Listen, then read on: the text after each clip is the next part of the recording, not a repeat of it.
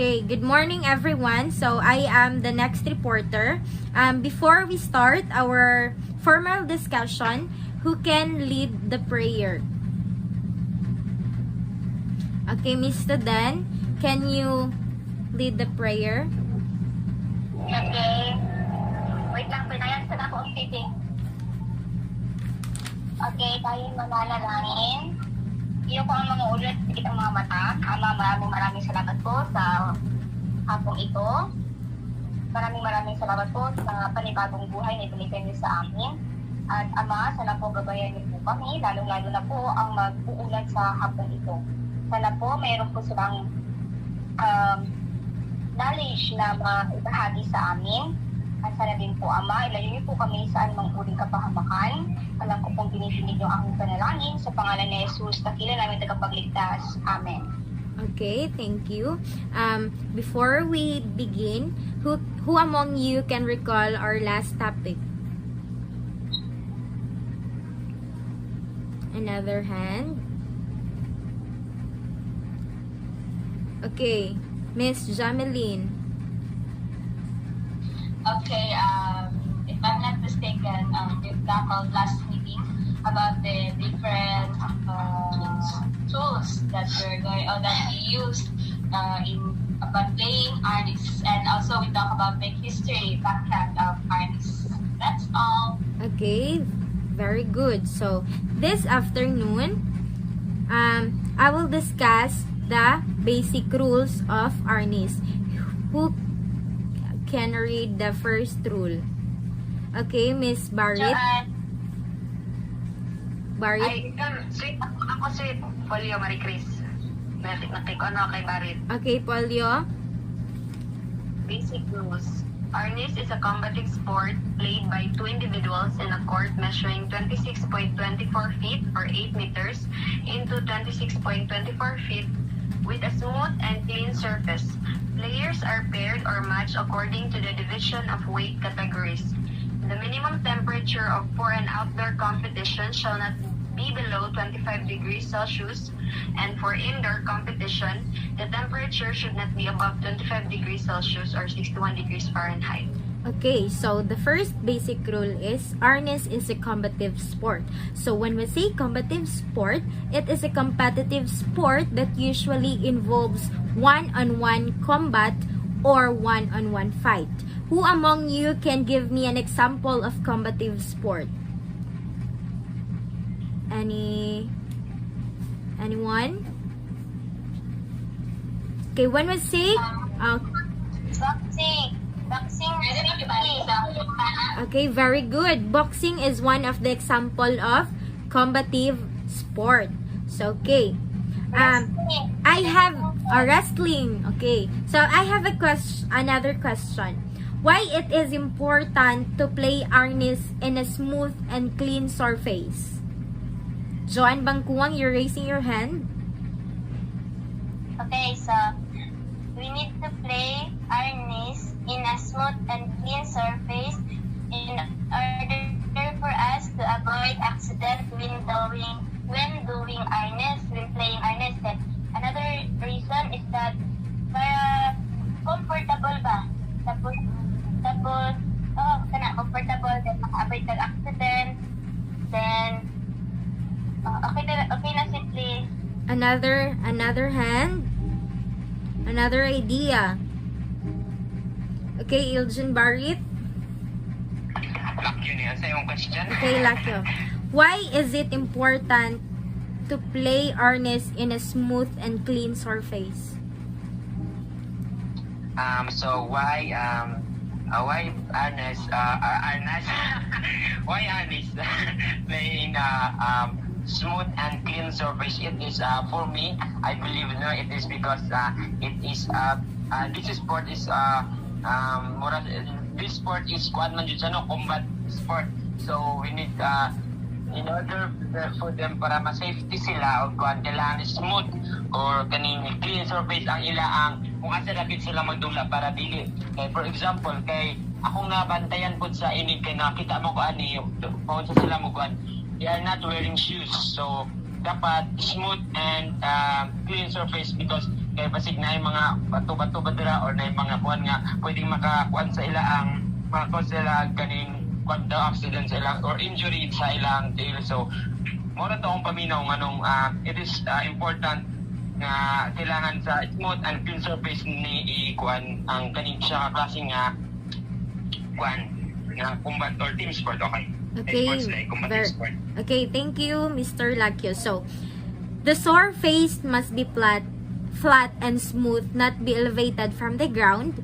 The playing surface must be clean and free from foreign objects that may endanger or cause injury to the players. So, it is prohibited. So, when we say prohibited, it is not permitted to hold any competition on a rough, slippery, or soiled surface. So, it is very important that in playing arnis, it should be smooth and clean surface to avoid injury. Do you understand, class? Yes, ma'am. Yes, Okay, very good.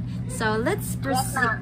Let's proceed to the third one. So, the minimum temperature for an outdoor competition shall not below 25 degrees Celsius, 77 degrees Fahrenheit, and for indoor competition, the temperature should not be above 25 degrees Fahrenheit.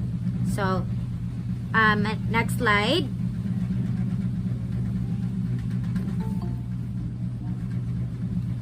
Okay, who can read the next basic rule? Wajong, ma'am. Okay, Wajong. Okay, so the basic rules are this is a combative sport played by two individuals in a court measuring 26.24 feet, 8 meters into 26.24 feet or 8 meters. So with a smooth and clean surface, so players are paired match according to the division or of weight category. So the minimum temperature for an outdoor competition shall not be below 2.5 degrees Celsius or 77 degrees Fahrenheit. And for indoor competition, the temperature should not be above 25 degrees Celsius or 61 degrees Fahrenheit. Thank you, guys. Okay, so players are paired match according to that division of weight category. So it is very important in playing arnis. It dapat na meron siyang division of weight category. So in playing arnis, it has a division of weight categories wherein both individuals are paired so that there is no bias. Diba? Lisod po, ang isa dako, tas ang isa gamay. So dili sila. So mahimo nga bias ang competition. So it should be matched if because if it is not, the game will be biased. So did you understand? Yes, ma'am. Okay, next slide. Yes, Sandra. Next slide, madam. Okay. You can read.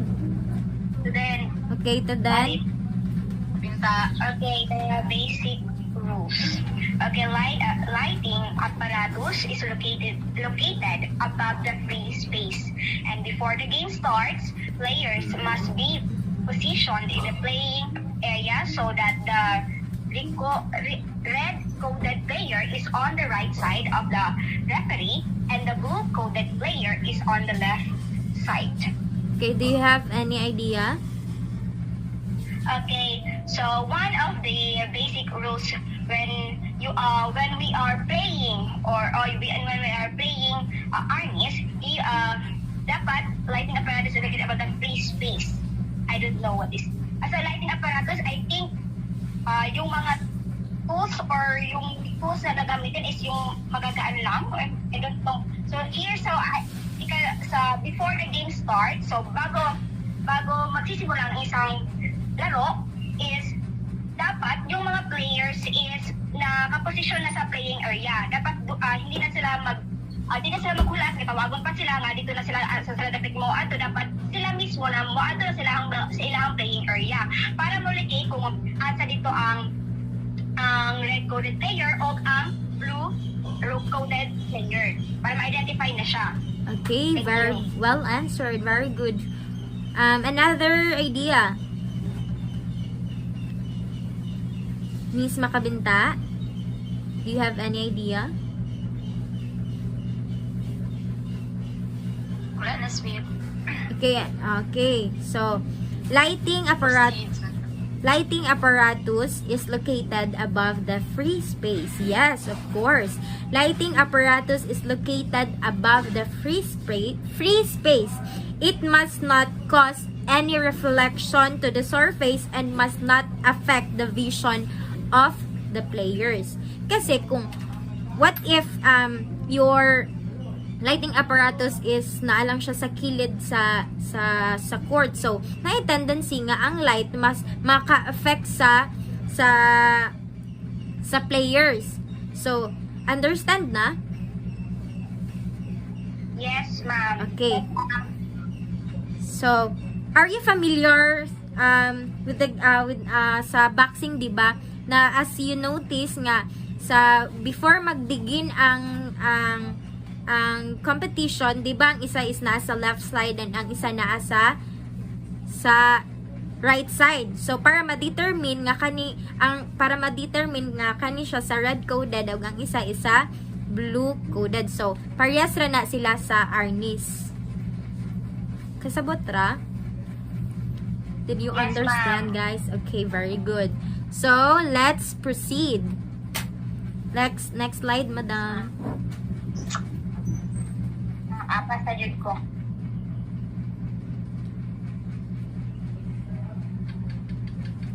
Next slide.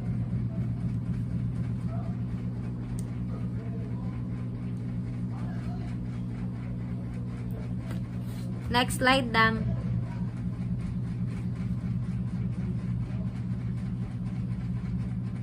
Okay. Participants who can read. Okay, Elgin Bar. Okay, Makabinta. Ako to, sweet? Apo, ikaw. Okay, participants. Number 1, compositions.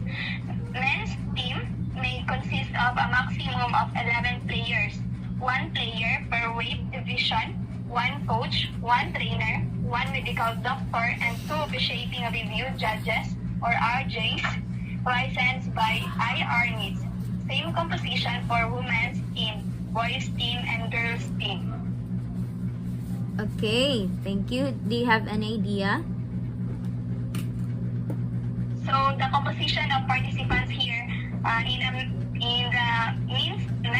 team, it is consists of 11 players. So naay isa ka sa weight division, ay isa ka coach, na isa ka trainer, na isa ka medical doctor, na isa ka officiating review judges. Nung dayon, the same na po siya sa women's team of boys team and girls team. Yan lang po. Okay, very good. So, in playing arnis, there are 11 players. So, 1 player per weight division. So, 1 coach. So, in playing arnis, it should have a coach and a trainer. 1 medical doctor and 2 officiating review judges and licensed by IRNIS. So, men and women's team is the same. So, did you understand? Very understandable lang naman din siya. So, okay, proceed. Another slide. Okay, participants who can read. Andaw. Okay, and now, Pagkasa daw? please read. Ako po sabi. Okay. Participants, number 2, qualifications. The player shall meet the requirements of the weight division in which they are to compete. The player should be physically and mentally fit to compete and submit the medical certification with the tournament form. A sex test may also occur if a player's identity, real sex, is in doubt. Drug test may also take place if in doubt. Okay. Ayun. Do you have any idea? Yan daw. Okay, another who can share their insights. Miss Bangkuang? Neil Jane Sweetly, ay nara ko. Okay. Okay, so in order for you to qualify in playing Arnis, you should follow or meet the requirements of the weight division. So, the player should be physically and mentally fit. Like, alam naman kung kanang dili siya physically o mentally fit, nga di kay siya ka-focus o kanang ana-ana. So, dali kay tira sa iyang kalaban, dali siya makuan, dali siya mapili. So, another thing is sex test. So, important po na siya in order to identify. Then, another one is drug test. Ano lang po. Okay, Miss Bugias, do you have an idea?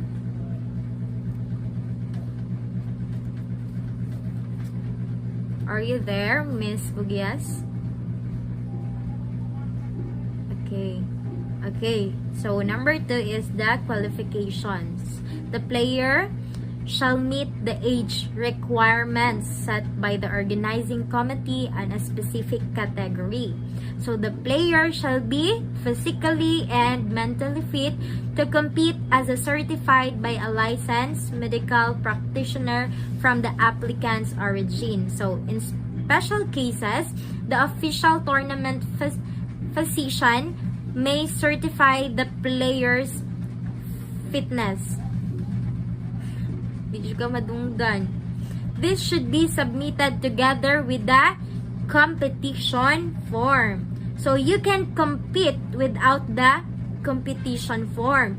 In order for you to compete, you should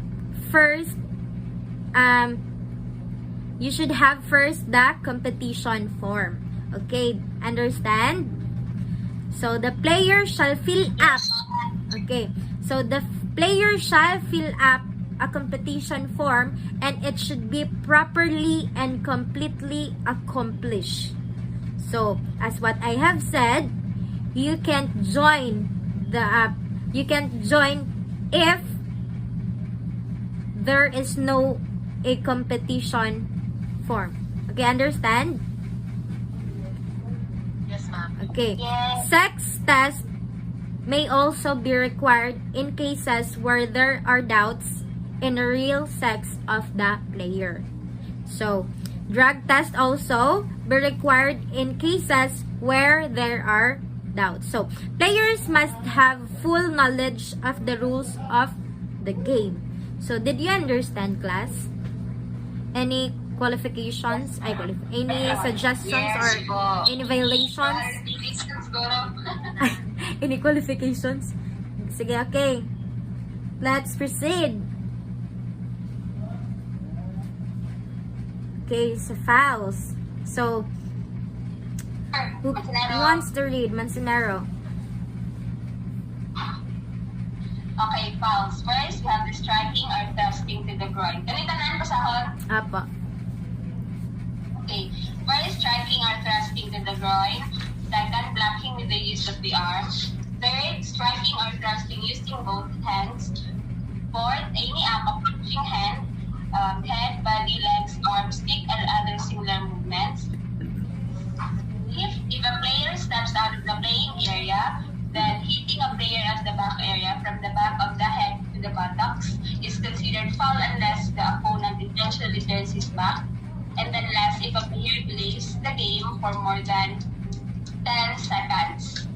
So based on what I've read, so these following are considered as foul. Kasi there is the first, kapatid was striking or thrusting to the groin. The goal of every arnest or the arnesador is to strike a point, not to injure its opponent. So, Okay. So, striking.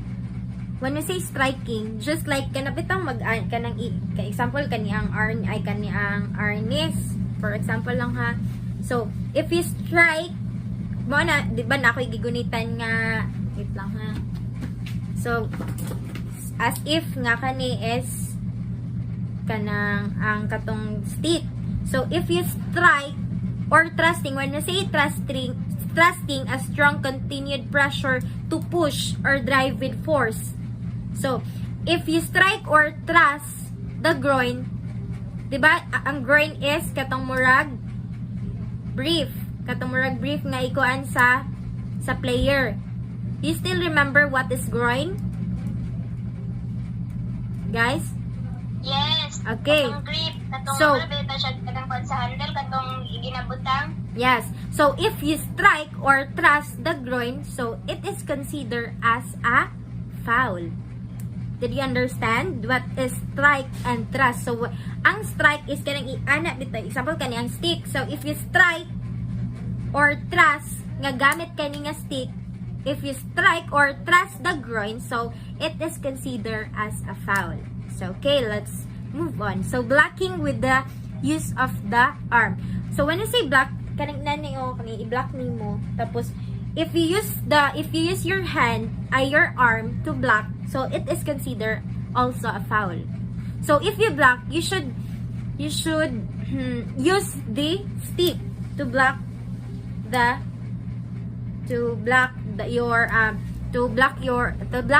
stick of your opponent. Understand? Guys? Yes po. Okay.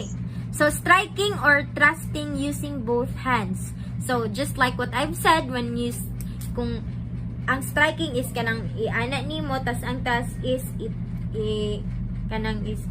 so, di ba, kani, mo strike ko, one hand lang.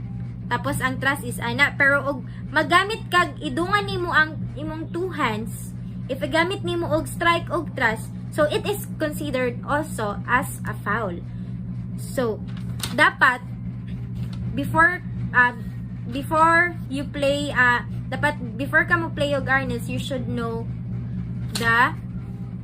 dapat kahibalo ka og unsa ang dapat og dili dapat, so that ma-avoid nimo ang mga fouls.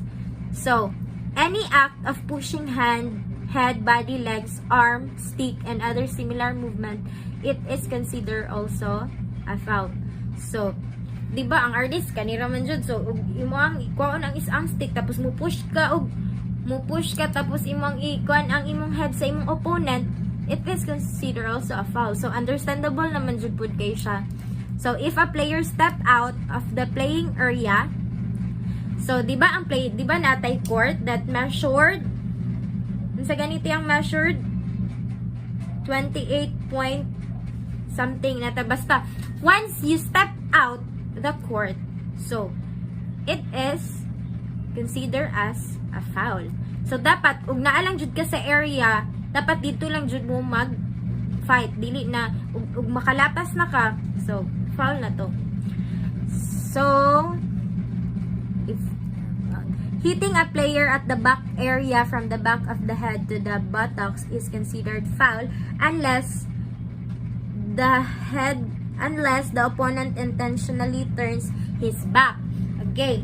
So, if ikang opponent, if imong i-strike if imong i-hit sa gamit imong stick ang imong opponent, kay intentionally nimo nga gituyo jud nimo og kanang hit nga pabak, unless kung ang imong kontra ni talikod. So, mahimo na siya, dili na siya nga foul, mahimo na nag-score sa isa. Dapat pag muhit ka, dapat kanang ni-action siya og talikod. Kay kung wala, kung imo ra jud siyang gi-intention og kanang hit nga imo jud gituyo nga para ma-hit nimo ang yang likod, so it is considered as a foul. So, if a player delays the game for more than 10 seconds, so it is a foul. Okay, next slide. Understand ra? Next slide. Yes, Miss.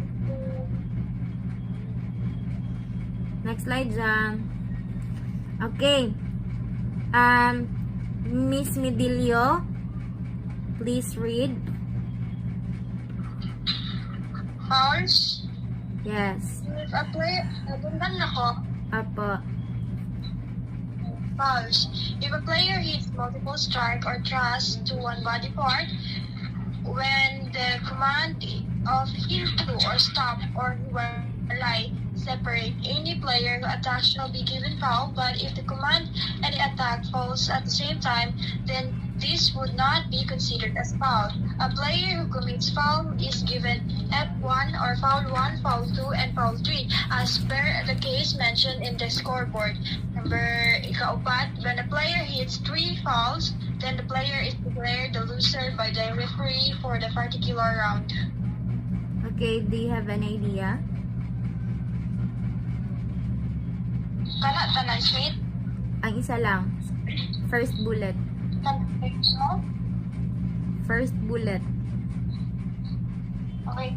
If a player hits multiple strike or thrust to one body part, ambot siya na ay. Okay. Joke lang, wala ko pala. So, if a player hits multiple strikes or thrust to one body part, it is considered as a foul. So, example, kani ang stick. So, if i-hit, just like kani ang tawo. So, if i-hit na ko siya at the same part of his, example, laki ni siya ha, kung gi-strike na ko sa the same part sa iyang body, so kani gihawak na ko siya. So, og ikatulo na ko siya gi-strike dire, ikatulo. So consider na siya nga foul. Kay if pero og muhit ka sa lain nga part nga bisag ikatulo, so dili ra na siya ma-consider. Kay ang gikuan diri kung ang foul is ang foul is if you strike your opponent 3 times at the same part of his body. Balik-balikan ni mo siya dito with the same part. Mao na siya ang foul. So, the second one is when the command of hinto, stop, or hiwalay, separate, any player who attacks shall be given foul, but if the command and the attack fall at the same time, then this would not be considered as a foul. So, di ba ang referee is mag-command siya o stop na. So, if ang, di ba naman tendency nga, kanang masakitan og kanang dili man nato malikayan nga if masakitan na jud kay siya tapos giingnan sa referee og stop tapos mubalis pagyapon siya, so it is considered as a foul. Tapos the next one is a player who commits foul is given foul 1, foul 2, and foul 3 as per the case mentioned in the scoreboard. So, katong mga players nga nakakommit na og mga foul is tagaan og foul 1, foul 2, foul 3 is mas isulat na siya sa scoreboard. So, when a player commits 3 fouls, then the player is declared the loser by the referee for the particular round. So, if the players commit 3 fouls, then it is declared as a loser. So, did you understand, everyone? Understand, ra? Yes, ma'am. Okay, that's all. That's all out today. Thank you, everyone, for your cooperation. Thank you, jud kayo, guys. Okay, that's all. So, ilista rin ako kung kinsa tayo nag-participate. Tapos, isend rin ako kay sir. Thank you, everyone. Bye. Screenshot lang. Screenshot. Bye. Screenshot na ko ang ano. Screenshot na ko ang attendance. Ay, isulat ra sa ano. Isulat ra sa GC. Bye.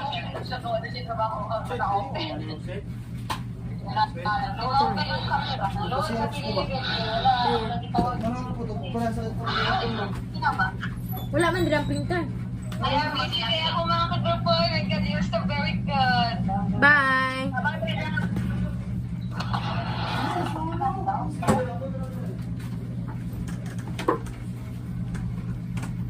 Saan man ako na pares naman natin mong gibuhat. Dili na siya man libro lang. Pero back to back yapon. Baikan na lang niya. Uy, mag-report ba ko? Ha? Mag-report Hindi, ba ko? Nag-record ba ako, gago? So, good morning. Today we'll be talking about arnis. So, in arnis is a combat kind of sports. In playing arnis, there is a playing area from where the game take place, especially when having a fight. Since it does not focus only on having opponents, arnis is a very artistic kind of sports from which one player will be perform a dance, which they call anyo. They would dance the moves they learned throughout the training. The playing area is a square measuring 26.24 feet or 8 meters on one side with 6.56 feet, 2 meters of minimum free zone drawn outside it. All the lines of the playing surface are 1.97 inch or 5.8 centimeters in width, and 4 lines mark the boundary of the playing area. The 2 lines of 3.28 feet, 1 meter long, and 6.56 feet, 2 meters aside mark the horizontal match line. When the horizontal match line runs perpendicular to the official's table, it is drawn 9.84 feet or 3 meters from the boundary lines, whereas 11.48 feet or 3.5 meters from the boundary line if drawn parallel to the official's table. While playing this sport, the two fighters need to be fully equipped with protective gears, just like what the last reporters has discussed, and are allowed to hit their opponents only above their thighs in 2-round matches at 1 minute per round. With 30 seconds of rest between rounds, arnis has a 4-second rule that restricts the participants from making the same strike more than twice in succession. Moreover, if a rule is broken, then the officials give a warning sign before disqualification. At the end of the game, the fighter with highest points wins, from which the scores were based on the referee. Arnis Federation International Inc. is also an association of arnis players to help those athletes in this field known as I-Arnis. Have prepared these rules and regulations as standard in the conduct of local, national, and international tournament in arnis sport. In 2015, these rules were first presented and approved by the I-Arnis Board of Directors. So, in playing arnis, there is a basic rule since arnis is a combative sport played by 2 individuals in a court measuring 26.24 feet or 8 meters and to 26.24 feet 8 meters with a smooth and clean surface. Players are paired much according to the division of weight categories such as finweight and featherweight. So you can find this such as in a boxing, there is a weight categories. So, the minimum temperature for an outdoor competition shall not be below 25 degrees Celsius, and for indoor competition, the temperature should not be above 25 degrees Celsius. So, this game can be played in both indoors and outdoors. So, that's all my report. Thank you. I hope you learned something.